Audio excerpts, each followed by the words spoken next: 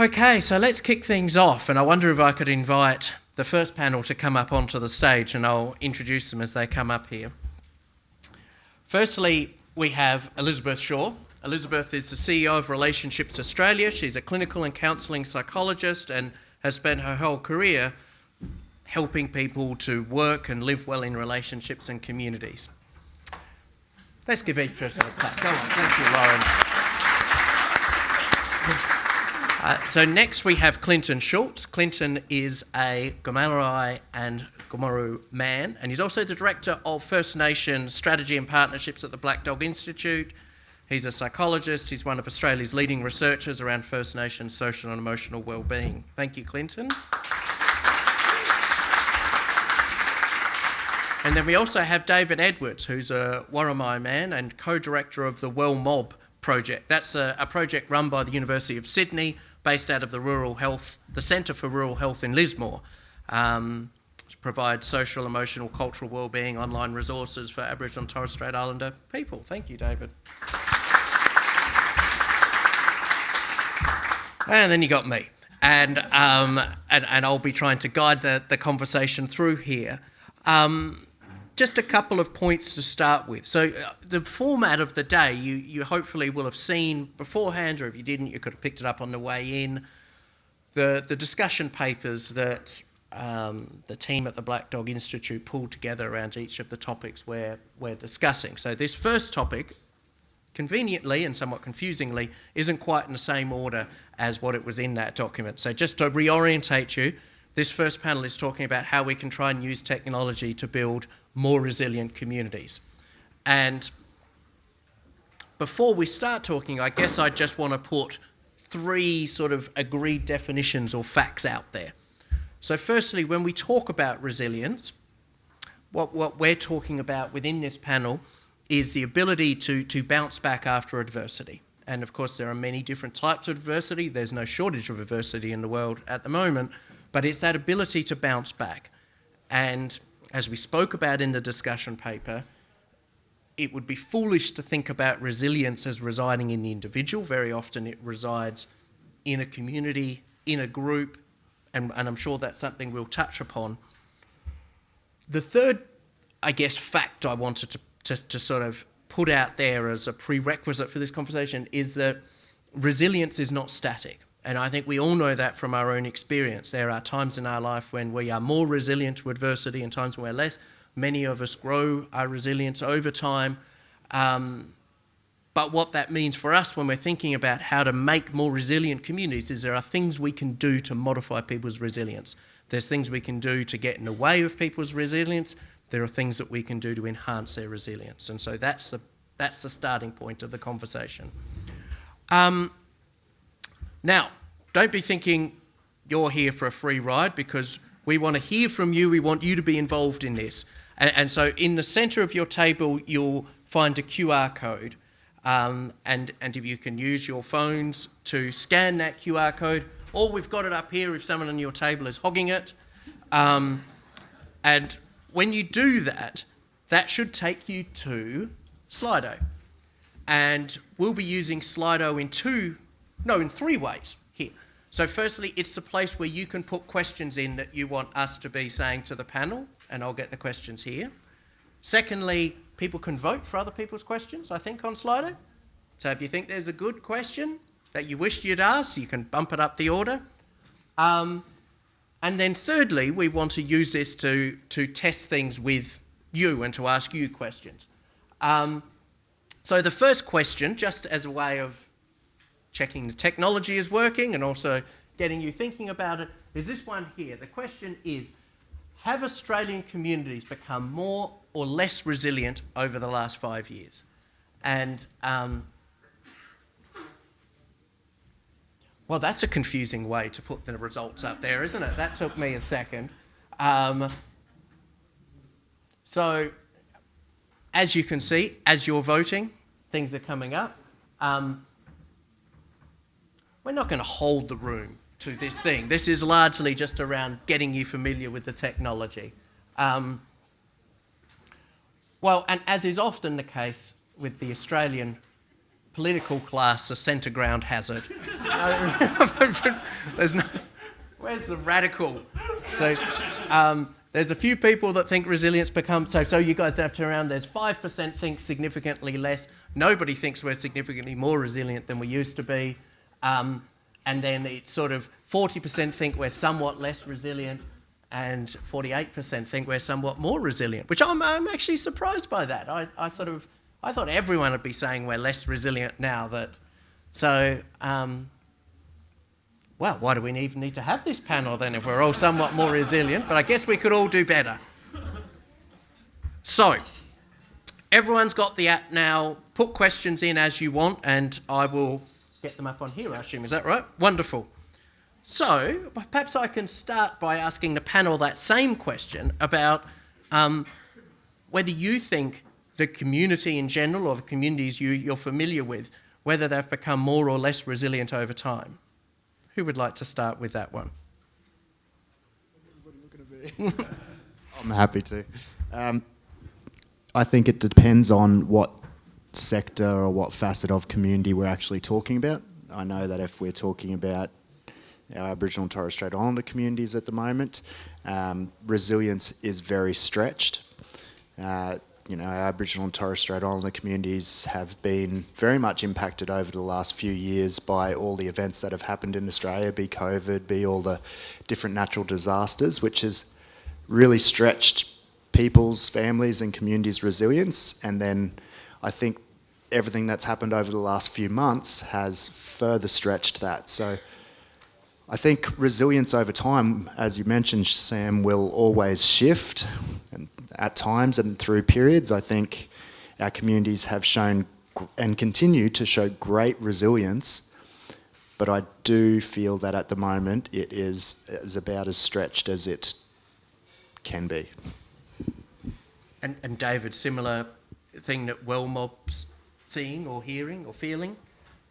Yeah, I guess I'd shadow those sentiments around its resilience is held at a community level, and our communities are dealing with lots of different issues, and I think the referendum result has sort of shown the biggest gap, the city and bush divide that occurs out there, and a lot of our rural and remote communities are living under different pressures, and this is an additional stressor, the outcome of the referendum. So our resilience does, I think, vary depending on where we are and what also else is happening in our communities. And a big acknowledgement to Arnie V for sharing her family experience around suicide. And suicides rock our communities, and we're really concerned for our young people going forward based on this current few months and how it might play out from here in. And Elizabeth, am I right? Relationships Australia's had a lot of people on the ground in the areas affected by bushfires and floods. Well, we certainly have. Is this on? We have had people on the ground, certainly doing some capacity building work in anticipation of further crises.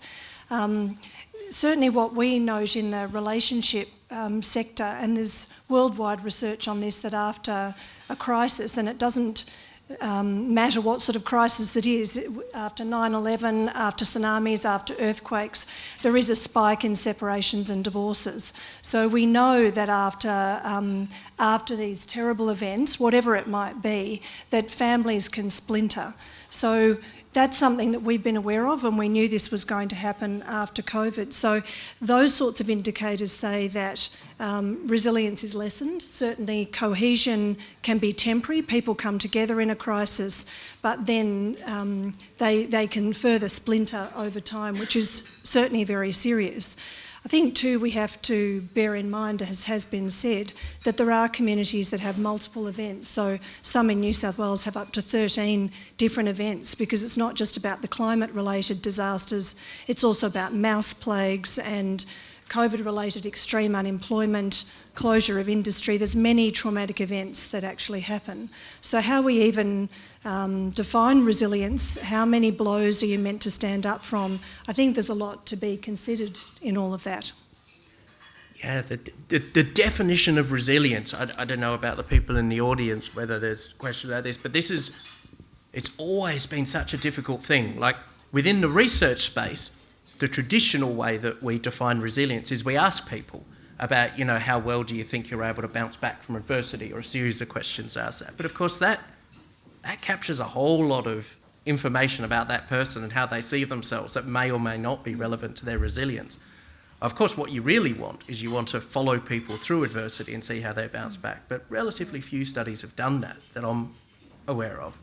Well, the other thing too that I'd just note is that we could interpret the huge demand for mental health services as a sign that the community is less resilient. But we could equally see that as how well we've done on awareness around the need for support. And help-seeking behaviour is a sign that people are saying, well, this is not okay to live with and I need to be doing something about it. So that in itself could be a sign of resilience, that people are saying, I need to improve my situation, I need to get help. It's not necessarily a sign of the opposite. The challenge is that we aren't able to meet that demand. So we have people desperately in need. They've already known that they've got a problem, so they're not hiding that. How can we reasonably respond with so few resources at our disposal? And can I follow that point up with a question back then? So you're right, mental health awareness has never been greater in communities. And pretty much without doubt now, whenever disaster hits a community, one of the first things that happens is there is a message out there about importance of mental health, importance of seeking help when you need it. Have any of you noticed, or do any of you worry that that might have negative as well as positive impacts? And I guess I'm thinking about, some of the historical examples of debriefing where things that seemed like a really good idea actually got in the way of people's coping. And I don't know, have any of you had experience with that or observed or worried about it? Well, look, I've got an example that's perhaps, related. It certainly worries me is that in New South Wales we have far too few resources for men's behaviour change programs in the domestic violence space. So Relationships Australia runs 4 of those. We currently have about 235 men on the waiting list. Over half have been waiting in excess of 90 days. Now that's not a waiting list that we should be sort of just passing by as a fact. That's men who've put their hand up saying that they are behaving in violent ways, and we can offer them a waiting list place. Now that's just one example of many examples. I find that extremely stressful as a community sort of as a community service leader. I think that's an appalling situation. It could be a life-threatening situation. Not to say that these programs solve everything, but so I think it's one example of we know people in mental health crisis who simply cannot get resources. So it's not that I would say let's lessen awareness around mental health services and let this go underground, but I do think if we just keep raising awareness without following the journey through, that's where the problem is, that we're not actually following the journey. I did have talk with government around the investment in Lifeline during COVID, which is a terrific investment. No, not anything against Lifeline. But there didn't appear to be any thought that after Lifeline is a crisis, potentially one-off call, and they're referring on somewhere. Where are they referring to? They're referring to organisations like ours. We had 1,100 people on our counselling waiting list during COVID. That again, it's like you keep investing in one spot and you make a big announcement, but that actually isn't helping anybody with anything very much. The other thing, sorry, just while I've got the floor for a second, the other thing is that, I think we conceptualise mental health concerns too much around individual symptoms residing in an individual person, whereas this is about community and it's about family, and what it means is that whoever makes the call looks up the digital resources like the Family Scout. We often, in family therapy terms, refer to that. So that person is the initial help seeker, is looking out for everybody else. So the more we invest in individual approaches, we're not necessarily looking at it in a relational way. One of the risks around investment in digital alternatives is that we digitise individualised practice, and we need to keep thinking about what does this mean for community and relationships. How do we access the way in which people actually experience mental health concerns and the people around them that keep them robust? That involves much more than focus on the individual. Elizabeth, I've got so many follow-on questions from Nat, but I'm going to hold them here for a second because I saw Clinton nodding in the background. Did you have anything you want to add to that? I'd just say I completely agree. It's the exact same in the Aboriginal and Torres Strait Islander space, where we've seen these increase in stressors, we've seen an increase in awareness amongst community members and encouragement to engage with service provision, but there isn't the services available. So I think there is an inherent danger within that when we're encouraging people pick up the phone and engage or go see someone engage, but when they're attempting to do that, what they're actually getting a lot of the time is another experience of rejection. Yes. And those experiences of rejection build up over time, and when events are quite hard, what you end up with is rejection trauma through those events. So we've got collective-based community trauma happening, which goes unrecognised and untreated, as was just mentioned. But then we also have these experiences of rejection trauma through trying to engage and not being able to access. So I'm going to come back to that collective in a second, but just to follow that line of thought, because in the theme of today, the opportunity that digital technologies give us is the ability to potentially roll out support in a variety of different ways without all the usual constraints, without having to recruit counsellors, psychologists, psychiatrists. So if we look at what happened after the Black Summer bushfires, we were able to roll out an online platform where people would be able to go and get information, be able to go and do mental health checks, start some process while the next layers were being put in place. So I guess my question to both of you, having raised this, is do you think, is that a useful thing or is that a mirage that makes us think we're doing something and we're not? I think we have Sorry, to... I said you two, you're allowed to answer that one as well.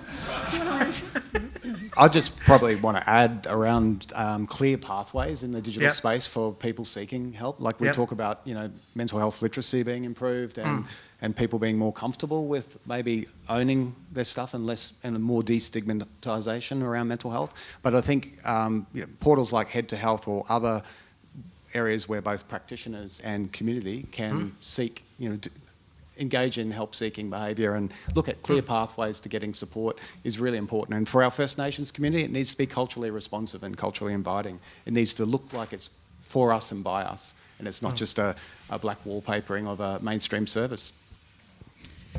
Certainly, I think we need to do more preemptive work so that any digital resources are ready to access rather than people are scrabbling to work out what to do. So I think some of the work that Black Doc's doing in building capacity in advance of crises, and certainly the work that Relationships Australia is doing, often involves going into the communities and finding out where the durable networks are. So how do people know each other? And who's connected to whom? And it's often not finding the people with role authority, but it's finding, the local bus driver, the pharmacist, who knows a lot of people.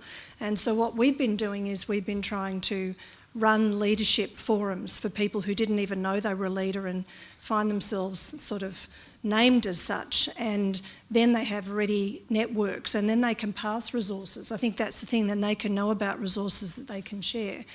We do know that there are many sort of hyper Facebook groups, and those sorts of resources are incredibly important to make sure that we know who's out there before the crisis strikes. The story of Elsie Brown, who was the background to the development of Neighbour Day, was about a 75-year-old woman who died in her own home and wasn't found for 2 years. We also have to remember, and I think of Elsie because we do know that if we don't in advance know who's out there, who knows whom, that there are people who get lost. In a crisis, often the kinship network rally first, where's our family, or it might be other local people. You've got to have all of that in advance. So this sort of everyone lobbing in after a crisis is a problem. So we use the term about reaching in. So the local people reach into their community and the responders reach out. They find out who's out, who they can bring in. So I think that's really important. I absolutely think there's a place for digital interventions moving forward and particularly in the blended care space. I think that as the capacity of AI continues to develop and it has more capacity to, I guess, impart, to understand and to respond to sympathy, empathy and produce compassion, that there will be a growing space for digital technologies moving forward. I don't think we're anywhere near there yet, and so we still need that human input so that people can receive what is really the essence of therapeutic intervention, and that is sympathy and empathy driving compassion. So I really think that there's a lot of work to be done, and I think it's going to be amazing to see it develop over time, but I just don't think that robots have the capacity to do that yet. Although there's studies that say it's a lot of empathy that's as good as a human being too, so it's kind of interesting. But in the relational space, there's not a lot of development, so I think there are some particular resources that are good for stages of family life, like separating, but a lot of these resources are for individuals, which is as they should be and can be. So, let me go to a couple of audience questions. We see the profile of unequal access to digital mental health support, and the question sort of says that it's a similar inequality that we see for in-person supports. How do we tackle that? How do we get to groups that are being left behind?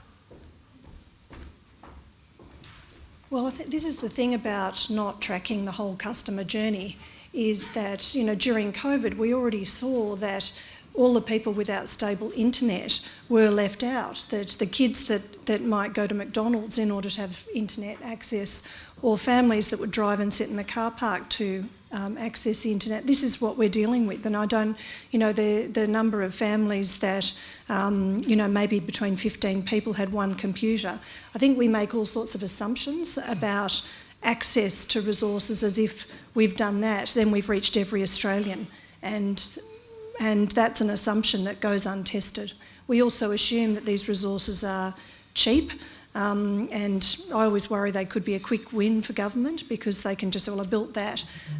But the plethora of digital resources that aren't necessarily evidence-based, and then the lack of rolling them out and testing them, I think is a shortfall. Okay. And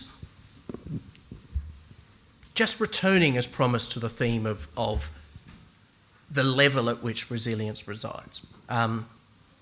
Some of you know that there's the Harvard study of well-being, which is sort of always billed as the longest ever study of human happiness. Got these Harvard graduates plus these kids from really poor backgrounds in the areas around Harvard, followed them up for 80 years.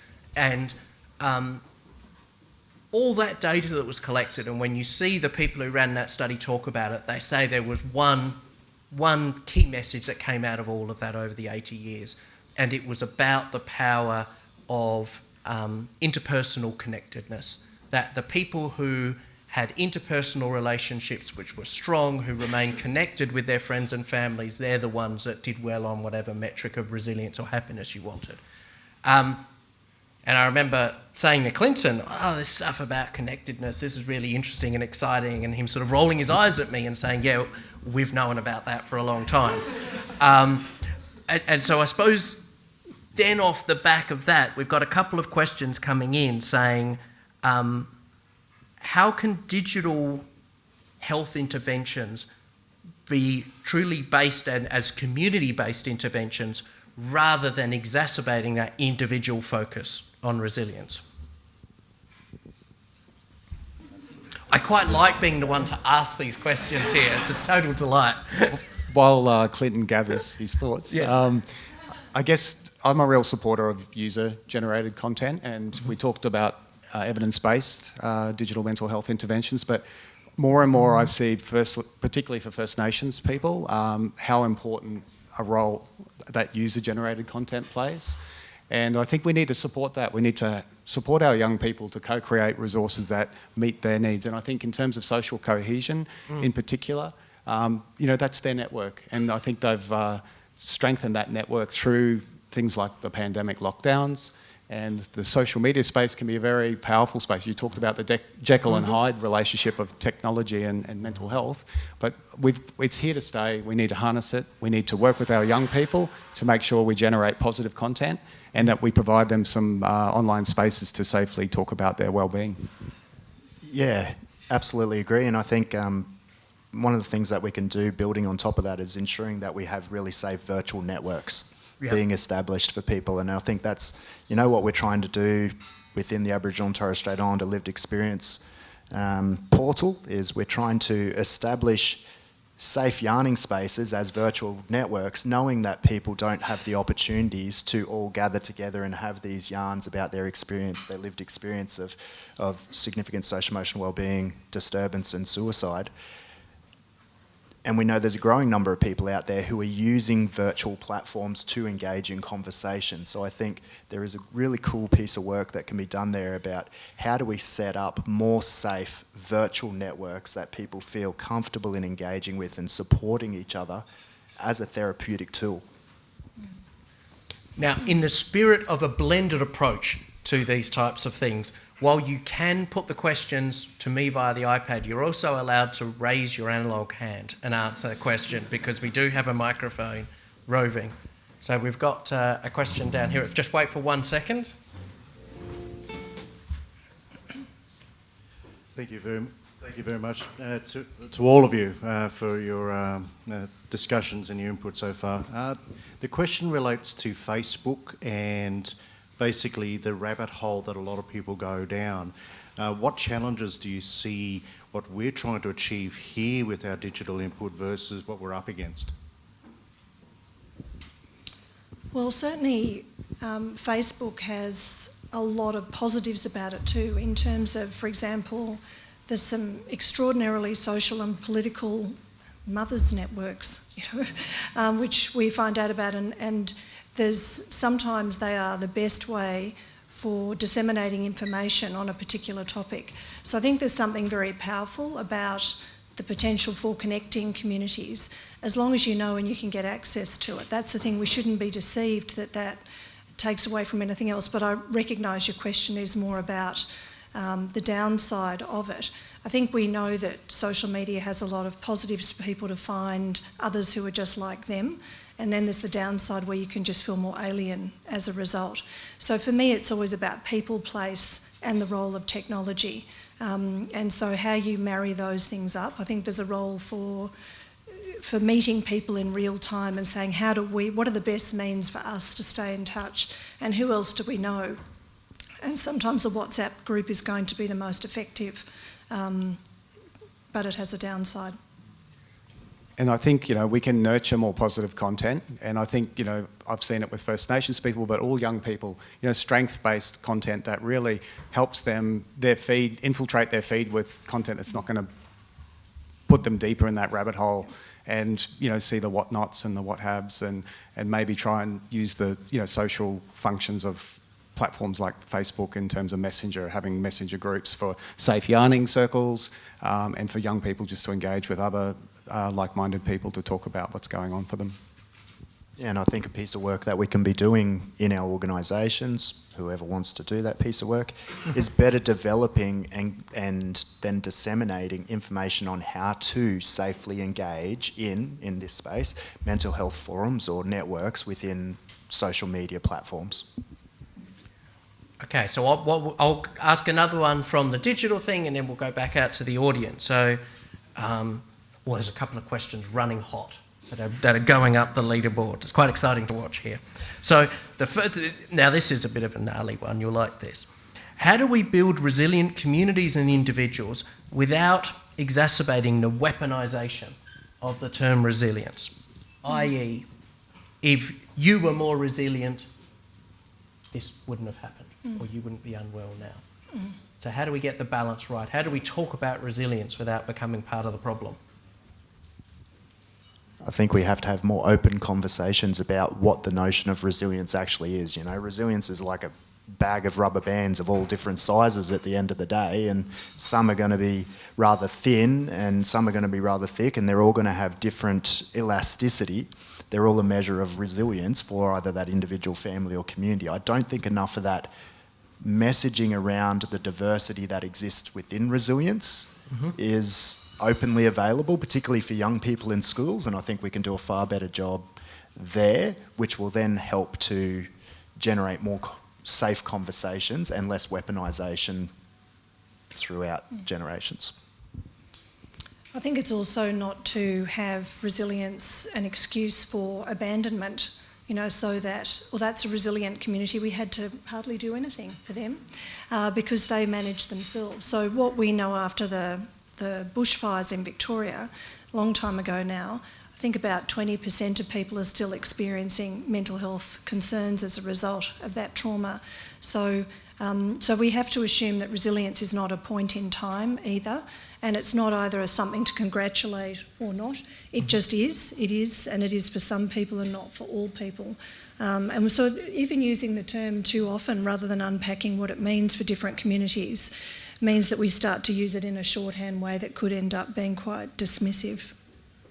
Yeah, and I mean, the research even goes back further than that. There's now some studies coming out from the Ash Wednesday bushfires that were back in the 1980s around Adelaide and some Melbourne, and looking at the intergenerational effects and showing that those who were kids during those bushfires are still seeing the effect.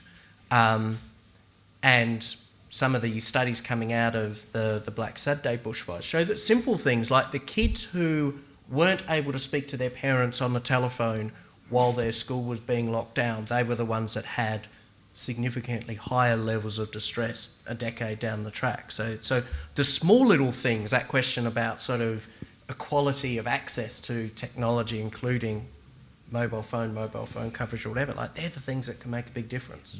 Clinton. Yeah, could I just quickly mention the flip side of this conversation, and what also gets weaponised is the weaponisation of fragility and sensitivity.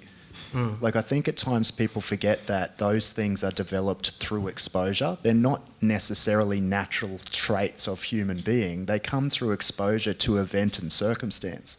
And unfortunately in our societies, some people are far more likely to be exposed to negative events and circumstances than others, which leads to sensitivity as a protective measure. It's a way of you actually protecting yourself from being in the event of further exposure. So a prime example is racism and discrimination. We're always told that we're too sensitive, but we haven't chose to be sensitive to that topic. It's come because we've been so heavily and overly and consistently exposed to the racism that we've had to build this level of sensitivity as an innate protective mechanism, so we can then choose whether or not to be in the vicinity of where racism is likely to be present. So I don't think we have that conversation enough when we're having these conversations about the importance of resilience. There's a new leader on the question board. This is the beast that can never be fed. Just as you answer one question, a new one pops up. I'm going to direct this one to you, Clinton and David, for obvious reasons. The question is, what can the First Nations community teach us about community? Noting that sort of Western society has a very individual focus, which perhaps isn't seen in other communities. Well, I think First Nation communities are all unique. We have 800 different dialects and, lots of language groups, lots of different cultures and laws and customs. So we need to sort of think about the diversity that's out there, just like in our non-Indigenous Australian community. I think it's really important to think about how communities can tap into their own resources that keep them strong. And for Indigenous communities, it's around our culture and our community. Like, even though we might have fractionalism in our communities, like in any community, we generally have elders and knowledge holders and support peoples that we can turn to when we're facing adversity in these microaggressions or stress events. And I think the important thing is trying to nurture those relationships, particularly for young people, to connect with those people in their communities that give them strength. And I think we need to develop more online content that is community specific, that helps First Nations wellbeing. We've got so much that we can teach non-Indigenous Australia about how to live well with self, in presence and with other, and with place. And that is a beautiful, wonderful thing that we've wanted to share for so long, but for so long we've been ignored. Australia is the second most individualist nation on the planet. That is a fact. People don't like to hear it. We come from some of the most collectivist-based societies on the planet. Our societies have existed for 100,000 years successfully by living with others and with place and considerate of across time, rather than just processing around impacts on me and now. So I think there is so much that we'd love to share in that space, but we just need people to be more willing to listen. Thank you, Clinton. Sorry, I promised I was going to go back to the floor and then I totally forgot you out there. Anyone got any questions they would like to ask? One up at the back, Lawrence.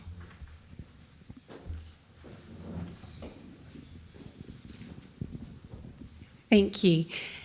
I think there have been a few comments around, having protected spaces, and, Dr. Schultz, you mentioned really reasonable sensitivities to that systematic experience of racism. And I guess I'm just curious, how do we create digital resources that are truly safe and respectful to all of the different diverse communities within Australia?